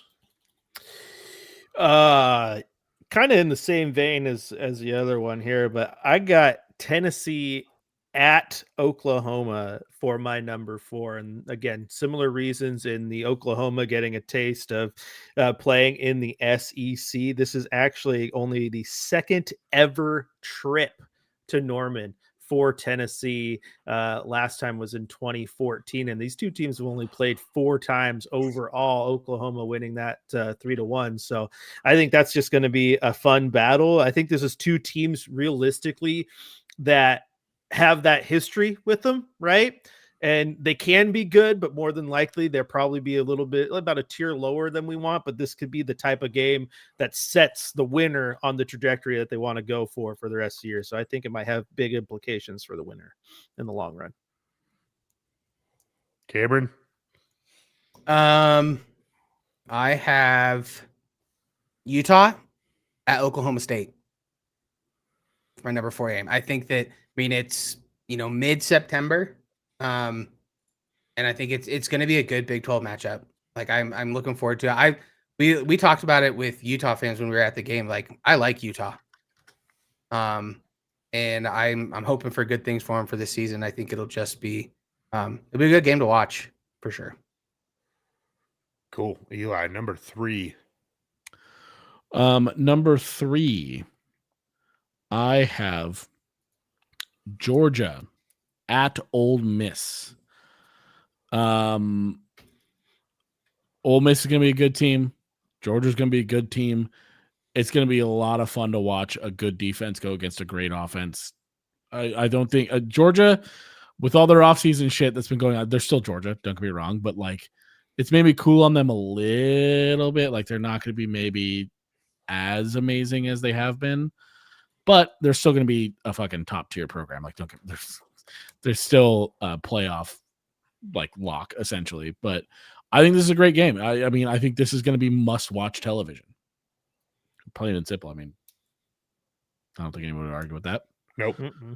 At number 3, I'm sticking with Georgia also, but it's Georgia at Alabama, solely for the reason that these two teams haven't played in the regular season since I believe 2014, which is insanity. And then post Nick Saban, how's Kalen DeBoer going to do against literally the top tier talent in the country, right? And you can talk about the offseason and cooling on Georgia, whatever. It's still Georgia at Alabama. That game's going to be like, if there was a game to go to, Bryant Denny, other than the Iron Bowl, this would be the kind of game that I'd want to go to. Yes. Chris? Yeah, I'm actually going with that same game, and for many of the same reasons. And the last time they played regular season was 2020, but we all know that season doesn't count, right? So to your point, you got to go back to they played neutral site, I believe, in 2020. They didn't play at somebody's home, I don't think. No, it was Tuscaloosa, according to Wikipedia. But you still got to go back to 2015, and this is for, I don't have to rehash it, the exact same reasons that Jamie said. The biggest one for me really is the Kalen DeBoer factor. How can you take this team against Georgia? And I think until something proves different, this is always going to be a top 5 must-watch game until one of those teams falls off. Yep. Cameron? I had Georgia Ole Miss. Same as Eli. I think that's gonna be a good game, and I think the trend with Ole Miss that we've seen, it will shape up. Early November. It's a good time for it, and it'll just be an exciting time to see that. I mean, it's those. I love those late season games when those teams that have progressed so much for the past couple of years that finally get to see each other. Or Georgia that's just been dominant. Like, I think it's gonna be good. Good. Yeah, my thing with Ole Miss, like, I want to be high on Ole Miss, so bad, but I just expect Lane Kiffin to shit the bed at some point because it happens every fucking year. Yeah. All right, Eli, number 2. Number 2. This might be my hottest take. Number 2 is Ohio State at Oregon. Obviously, we're Duck fans. I think this decides the Big Ten. I specifically, I would put Ohio State, Oregon part 2, but we can't predict that because it's regular season. But part 1, I think, is the preview for part 2 for the Big Ten championship. I think this is the most important game out for anyone in the Big Ten. I don't think it's close. I think this is the circle for the Big Ten this year. Solid. I mean, that's my number 1, spoiler alert, which was the layup. Number 2, I mean, these two are really 1A and 1B. Mm-hmm. And I believe they happen the same week, which is fucking crazy. I don't know if that's true or not. But my number 2 is Georgia at Texas. You talk about a welcome to the SEC. This is it. And, is Texas back? They made the playoff last year but lost to Washington. Is Texas back? If they win this game, Texas is back, period. You're immediately at the top of the best conference They're a week in apart. the country, a week apart, which is good for us, right? But if Texas can pull this off, it'll be one of it'll just be insane. So that'll be awesome. Yes, Torsten, we know what's happening that weekend in Austin. The F1 Grand Prix. Insane. Yeah, insane. Austin's gonna be insane that weekend. I don't know how anybody's gonna do anything. Chris, number 2. My number 2, my friends, is also in line with Jamie's. Texas, Georgia. I mean, that's huge. You got 2 really good teams here. Both should be in contention. I'm not a big believer that all of a sudden Texas is going to move to the SEC and suck. Sark's building something pretty good down there. But I think when you talk about vibes, man, being in Austin for that game will be absolutely insane. So Texas and Georgia have only played 5 times in their history. 3 of those have been bowl games. And the only time that they have met in Austin was in 1958. So now you get Georgia, awesome. One of the best teams in the history of this sport, coming in to one of the most storied programs. That's going to be a monster of a game for those fans. And I think that's going to make that must-see TV. Real quick before we get to you, Cameron, I think all the conference realignment and the suckiness that goes along with the Pac-12 no longer being around, games like this and the Oregon-Ohio State game being in the regular season are what is exciting about it. Mm-hmm. And especially this first few years when you're getting matchups we've never seen, it's just the must-watch factor is through the roof. All right, Cameron. I have Georgia, Texas. Chris has really good reasons, but I just, it's just gonna be fun to watch. You don't need a lot. They're the 2 best teams in the SEC, and it's gonna be crazy. Yeah, and I'm excited. Like you said, the matchups that are coming out of realignment are, can't be overstated. So, Eli, number 1. Yeah, number 1. Texas at Georgia. Turns out, Georgia at Texas. Sorry, I have it written down backwards for some reason. But Yeah, I mean, the reason I gave this the edge over Ohio State and Oregon, I think the Big Ten is a lot weaker than the SEC this year. And so I think there's a little bit more leeway for Oregon and Ohio State. I think for Texas and Georgia, this is make or break. Like this is it, right? This is the game you need to like. Obviously, Georgia has a tough schedule, so they have a lot of those games. Yep. But like, you like this is to me like the biggest one. So. Yeah, I have Oregon at Ohio State, and I think if I was truly looking at this objectively, and Eli, I'll give you your flowers for this.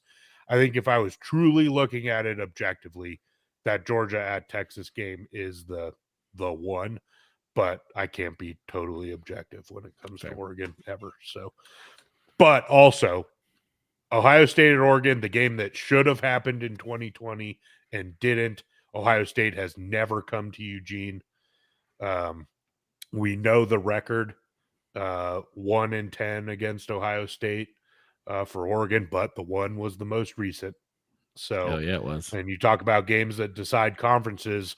Georgia's got that tough slate, right? So it may turn out, and it looks like that Georgia Texas is the matchup.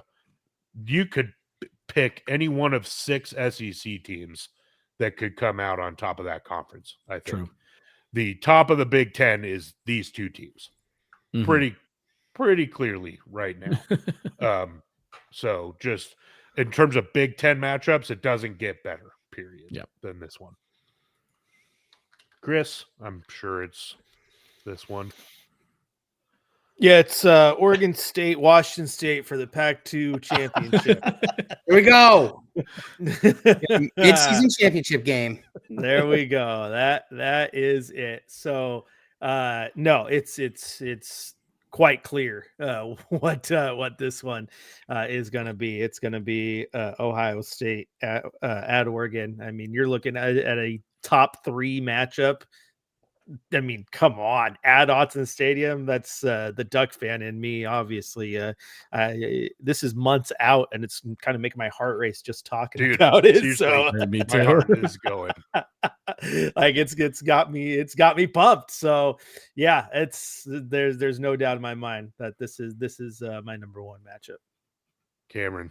Yeah, so I went the same exact way. Oregon, Ohio State. And I think because of the importance to the Big Ten, one of those teams is going to come out feeling really high. The other one's going to have to rebound because after where that is in the schedule, that could lead to just not having there are games that are not locks after you lose that one for either team. So I think that it's a pivotal matchup, and yeah, it's going to set up some very interesting stuff for that mid to late season Big Ten push towards the championship. Yeah, I mean, if you're looking at games historically at Autzen, right, like immediately come to mind, you got the Halloween game, you got the War for the Roses, the Oklahoma game, USC in 2007. Like, there's a lot. This game, assuming it's at night or in prime time, that stadium is going to be fucking bonkers. Oh yeah. I like maybe noise levels that have never been heard in that place. Like, I just can't even imagine the atmosphere that it's going to be. It's to clarify, Jamie, though, you said Ohio State's never played at Oregon. They have. Oh, they have? When? 1967. It was the second game ever played in Autzen Stadium. Venture to guess who was the very first team Colorado. to play the Ducks at Autzen. That's right. Colorado, baby. Yeah. Well, there you go. Fun fact. It was the second. Does that mean Oregon lost their first 2 games at Autzen? Because Colorado beat them.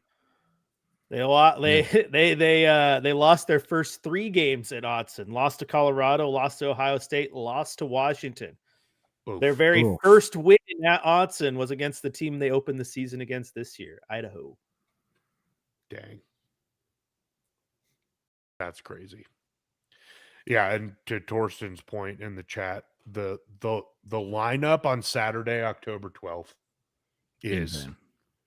you got Ole Miss at LSU, Florida at Tennessee, Washington at Iowa, which is kind of a fun Big Ten matchup, but in the grand scheme, not big. Oregon or Ohio State at Oregon, Penn State at USC. Talk about another fun Big Ten matchup. Let's see what else is in here. Texas at Oklahoma. Texas at Oklahoma. Wild. I'm so ready. It needs to be football time. That game needs to be the NBC night game, and Colorado needs to kick off in the morning. Kansas State at Colorado needs to be noon, so that Mountain we can time. Watch that game. And Oregon, Ohio State needs to be primetime television. Luckily, that game will be primetime. The question mark is when will Kansas State at Colorado kick off? Here. Yep. All right, let's get to our most anticipated games. My list looks wildly different, personally. Mine does too. Chris's doesn't. He said it's basically the same list. So no, mine looks wildly different. I didn't know we were doing two, but I put together a second one. So okay, good. Worry. So your personal, like just the games that you are looking forward to. Obviously, we are all looking forward to the ones that we just talked about, right? Because they're great football games. But these are the games that you personally are looking most forward to watching. Eli, what's your number 5? Oh, did he lost him? We lost him. All right, I will start with mine while he figures his life out. I actually have 5A and B. I cheated. I have that's 6. fine. 5A, I have Washington at Oregon because I think Oregon is going to curb stomp Washington this year. And you talk about a satisfying win after what the last 2 years have been against Washington. That one is way up there. So I'm looking forward to that one. And then my second one is Oklahoma State at Colorado. First of all, like the revival of all these Big 12 matchups for Colorado, I'm just looking forward to personally. But this one's a Thanksgiving game, and my cousins are going to be in town. And that's just a tradition of ours is historically to go to the Colorado-Nebraska game over Thanksgiving. But just to bring that back and be in the Big 12, I have that one in there. All right, Eli, now that you're back, what's your number 5? My number 5 is Kansas at Illinois.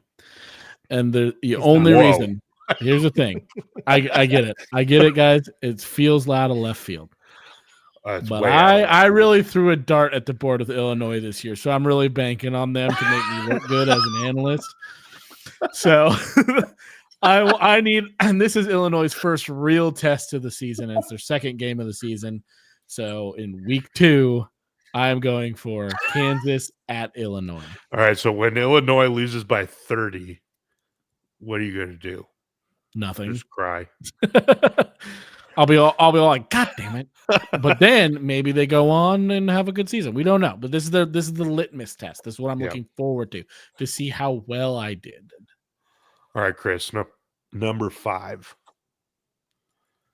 Number 5 for me. Well, first off, I do not have Eli on my feed over here. So it's a really fun conversation. I had to unmute Twitch and try to hear him and then heard you tell me, but then heard the delay come in from Twitch. So nice. This is absolutely phenomenal. My 5, just because it's cheesy and why not, I'm throwing in USC Notre Dame because there's just few matchups that just scream college football to me, and just that's one of them, man. It's one of the all-time classics, and it's a game. It's just fun to watch during college football season. So I will say about that game this year, like it feels like USC's down, right? And Notre Dame's good. The last few years, that game's been kind of dull because one team's been a lot better than the other, or they've both been out of it. It feels like USC could come in and play spoiler, and that's always fun. All right, Cameron. Yep. At number 5, I have UW Oregon. It's that get back game. I like the logic. It's great. I will personally just fuck them. Just Right. That's one where Dan's not going to take like starters are staying in, and Yeah. we're putting up 100. Yeah, all 4 quarters. Let's do it. All right. I guess I'm starting now. So my number 4 is Boise State at Oregon, because you talk about litmus test. This is like the first one where it's like, okay, Oregon's never beat Boise State. They should beat the pants off them. If they actually do it, awesome. But I just want to get over the Boise State hurdle and then move on to the rest of the season. I just want that one off the schedule. So I'm looking forward to hopefully being what it should be. And Torsten's terrified of that game. He says it's a fear game, which I agree with, because that shit. It's like fucking Arizona in November, dude. It's a mental hurdle that we have to get through. Yep. Luckily, Dan Lanning's never played Boise State, so maybe he's the reason. My number 4 is Washington at Oregon. Same reason you guys said before. The last 2 years don't count. But like, okay, so the last 2 years, or what, they won by a combined 9 points over 3 games. Yeah. Over 3 games. And they lost a lot of production, and Oregon is better than they were last year, possibly. Depends on the play of Dylan Gabriel, but overall as a roster, they are better than they were last year. So I agree with you, Jamie. I think Dan Lanning's fucking sick of hearing it with Washington, and he's just gonna put up as many fucking points. No, it's not Dan Lanning. He won't do that. It's Dan Lanning. He's a classy guy. He'll go up by 45, and then he'll run the ball. And if we score, we score. Jay Harris is gonna get in there. If he He's takes a gonna be knee, running. if there's a knee, I'm booing. What? Okay. No. Okay. I'm gonna present you with a scenario right now. What if he takes a knee mid third quarter when they're up by 45? Oh, just total power move. Just fucking Okay, then takes a I'm not knee. booing. But Yeah. if they get down to like the 10-yard line with a minute left and he takes a knee, I'm booing. Oh yeah, no, you Run you it put them fucking in. up and Yep. slam it down their throat all day. Yes. Chris, number 4. Yeah. So for me here, first off, Torsten says that's a fear game, and they must have programmed that into the NCAA football game because I lost to Boise State in my Oregon dynasty. I don't know what was happening. Something went crazy. I threw way too many interceptions, and yeah, sad for me. But my number 4, and also full disclosure, I made my own separate list of my top 5 Oregon games of the year, so they didn't populate my subjective, like this is my top 5. But anyway, neither here nor there. My 5 is Colorado at Nebraska. To have that game early in the season, such a big rivalry game. Colorado is still going to have all spotlight on them, right? Just because what they're doing. Nebraska is always this team that, like, is this the year that they finally come back? We don't know. But also, I mean, being at that Oregon at Nebraska game, you see many of these games, Jamie. As much as you hate them, it's a pretty cool stadium to watch a football game in. So yeah, I think it's going to be a fun game. Cameron. I have, for various reasons, but mostly because we'll be there, and it's on Thursday, and it's the beginning of college football season. CU against North Dakota State. I like it. The hype with CU since the beginning of last year and coming into this year, and like we talked about the spliced video, like just everything about them and the buzz and whatever, good, the bad. North Dakota State is not a team that you can look past, especially in week 1 with all the hype. Like, you have to go out and you have to play them because they could do just about anything. And I think it's a good game for CU to go, nope, we're glued together, we got this, and put it away. Or they'll learn something about themselves. But I'm excited for that game. And it makes the list because we're also going to be there. Like, it's a Thursday night. It's a night game at Folsom. It's the start of the 5-day weekend. Like, I'm just excited. Yeah, it's going to be awesome. All right, number 3 for me, I have, and this one's kind of out of left field, but not really. I have Colorado at UCF, and that's because I'm going to be there. So I think that one's going to be fun. Newcomer to the Big 12 and old newcomer to the Big 12. And then it's Battle of the Black and Gold, kind of beginning of a little rivalry there. And it's in a state I've never watched a college football game, so that'll be fun. Eli. Nice. My number 3 is Oregon State, Washington State for the Pac-2 title. I think it's actually going to be a fairly decent matchup. I think it's kind of fun. It's going to be a little bit ridiculous. It's mid-season. I think it's fun. I don't know. I think it's just going to be a fun watch. I think it's going to be a must watch because I think they're going to play into it. I like that. Chris.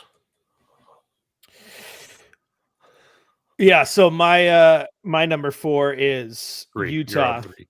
Oh, 3? Excuse me. Where'd it go? 3. Oh, no, it's because I redid numbers. That's why. Gotcha. My number 3 is Utah at Oklahoma State.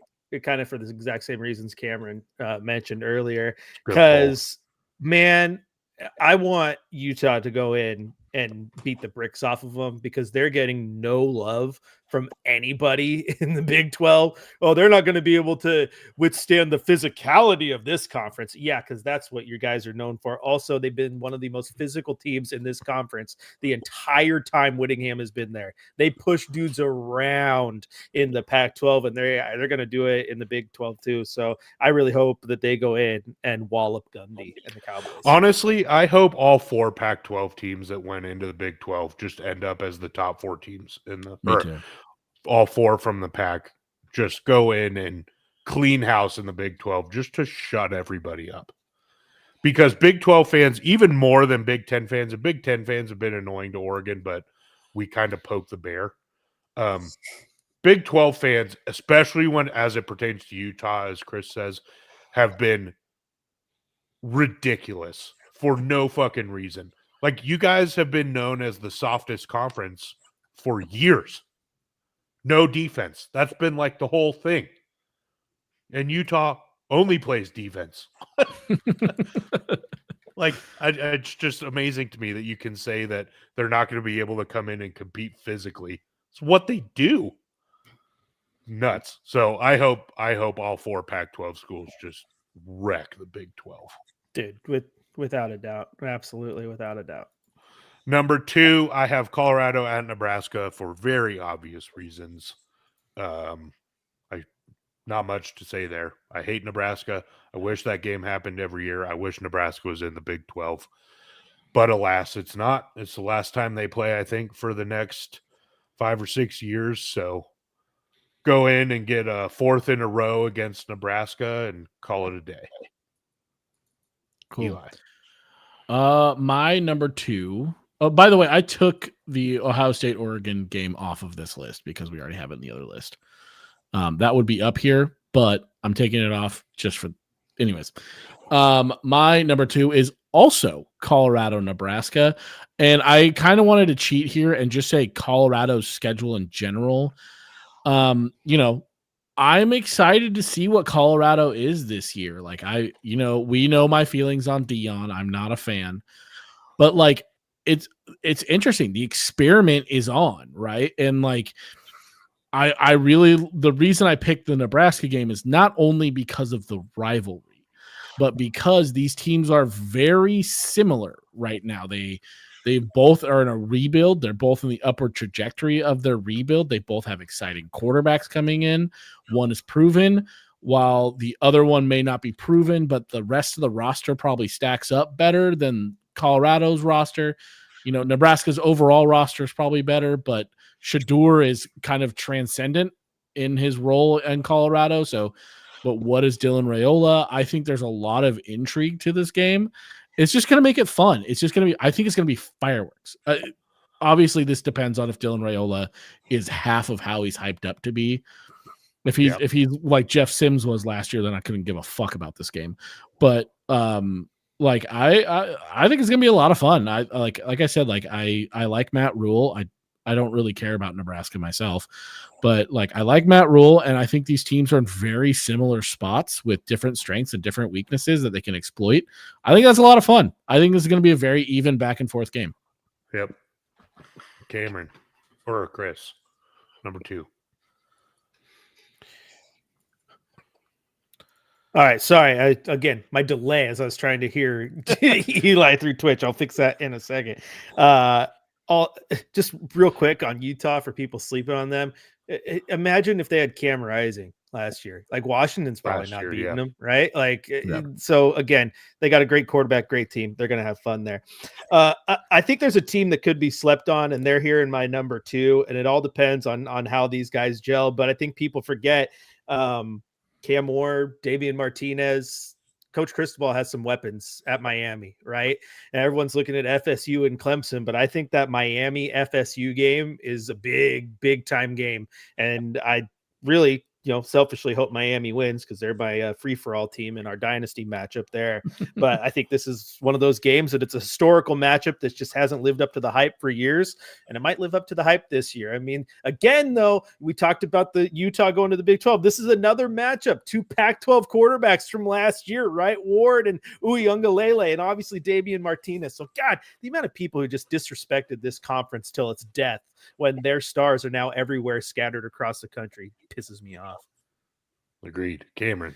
So yeah, I'm with you on CU at Nebraska.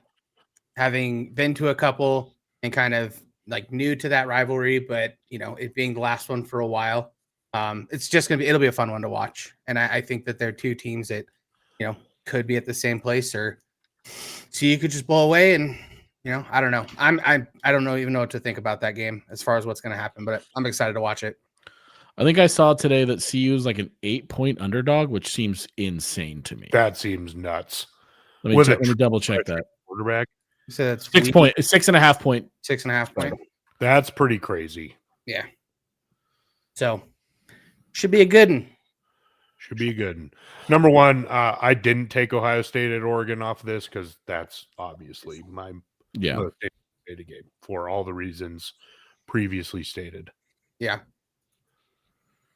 Yeah, I just took it off because more interesting, I guess. So now my most anticipated game, and this is probably a shock to a lot of people, but it's just nostalgia for me, and that's the Civil War, Oregon State. It's like it could be the last one in a long time. We don't really know the future. I don't know. I think they've extended past next year. Don't they have 2 years? I thought they just did 1. Pause. We'll keep going. The future of this rivalry is uncertain. And so kind of watching, even though the teams are in vastly different place, roster, hopes wise, I think it's going to be a little bit renewed of a rivalry because Oregon State holds a lot of bitterness towards Oregon.